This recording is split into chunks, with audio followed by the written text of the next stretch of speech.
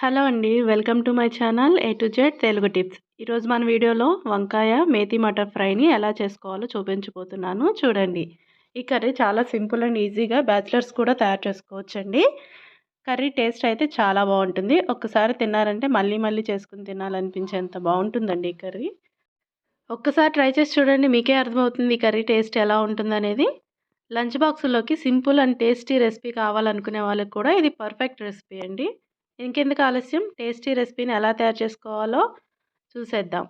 ముందుగా వీడియోలోకి వెళ్ళే ముందు కొత్తగా నా ఛానల్ని ఎవరైతే చూస్తున్నారో ప్లీజ్ నా ఛానల్ని సబ్స్క్రైబ్ చేసుకోండి. ఇలాంటి మరిన్ని టేస్టీ అండ్ సింపుల్ రెసిపీస్ నా ఛానల్లో చూడవచ్చు. ముందుగా ఈ కర్రీ కోసం నేను 2 కట్టల మెంతి ఆకుని తీసుకున్నాను. ఈ ఆకును వాష్ చేసి పక్కన పెట్టుకున్నాను. అలాగే హాఫ్ కప్పు దాకా పచ్చి బఠానీని కూడా తీసుకున్నాను. తర్వాత ఒక పెద్ద ఉల్లిపాయని కట్ చేసి పెట్టుకున్నాను. అలాగే 2 పచ్చిమిర్చిని కూడా కట్ చేసి పెట్టుకున్నాను. తర్వాత పావు కేజీ వంకాయలు తీసుకున్నానండి. వీటిని కట్ చేసి సాల్ట్ వాటర్లో వేసుకున్నాను. వంకాయల్ని కట్ చేసిన తర్వాత ఇలా సాల్ట్ వాటర్లో వేయకపోతే కలర్ చేంజ్ అవుతాయి. అప్పుడు కూర టేస్ట్ కూడా మారిపోతుంది. ఇప్పుడు స్టవ్ ఆన్ చేసి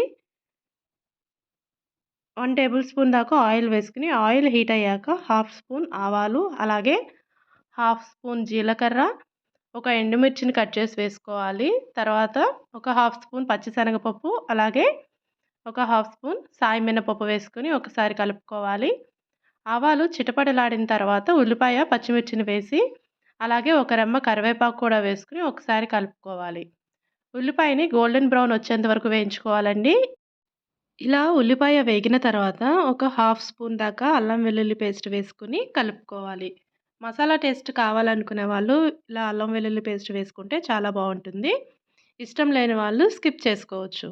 అల్లం వెల్లుల్లి పేస్ట్ వేగిన తర్వాత పచ్చి బఠానీ వేసి కలుపుకోవాలి. ఆ తర్వాత మెంతి ఆకును కూడా వేసుకుని బాగా కలుపుకోవాలి. మెంతి ఆకు పసర వాసన పోయేంత వరకు వేయించుకోవాలండి. మెంతి ఆకు ఇలా మగ్గిన తర్వాత వంకాయ ముక్కల్ని వేసుకోవాలి. ఒకసారి కలుపుకొని కొద్దిగా పసుపు, అలాగే రుచికి సరిపడా ఉప్పు వేసుకుని బాగా కలుపుకోవాలి.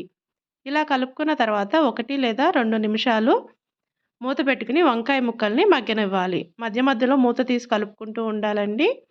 వంకాయలు కూడా మగ్గిన తర్వాత ఒక స్పూన్ కారం వేసుకుని బాగా కలుపుకోవాలి.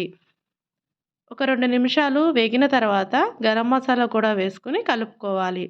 ఫైనల్గా కొత్తిమీరను వేసి స్టవ్ ఆఫ్ చేసుకోవడమేనండి. చూసారు కదా, సింపుల్గా టేస్టీగా ఎలా చేసుకోవచ్చో ఈ కర్రీని. మీరు కూడా ఒకసారి ట్రై చేయండి. మెంతి ఆకులో కూడా హెల్త్ బెనిఫిట్స్ చాలానే ఉంటాయి. మెంతి ఆకుల ఆరోగ్య ప్రయోజనాల గురించి నా ఛానల్లో వీడియో అయితే ఉంది, చూడండి ఒకసారి. దాని లింక్ కూడా నేను డిస్క్రిప్షన్లో ఇస్తాను, ఒకసారి చెక్ చేయండి. ఈ కర్రీని లంచ్ బాక్స్లో పెడితే పిల్లలు కూడా ఎంతో ఇష్టంగా తింటారు. ఈ రెసిపీ మీకు నచ్చితే లైక్ చేసి షేర్ చేయండి. అలాగే మీరు లైక్ చేయడం వలన మరికొంతమందికి ఈ రెసిపీ అనేది చూడగలుగుతారు. అంతేకాదు మీ ఫ్యామిలీ అండ్ మీ ఫ్రెండ్స్కి కూడా షేర్ చేయండి. ఇలాంటి మరిన్ని హెల్తీ అండ్ టేస్టీ రెసిపీస్ నా ఛానల్లో మీరు చూడాలనుకుంటే నా ఛానల్ని సబ్స్క్రైబ్ చేసుకోండి.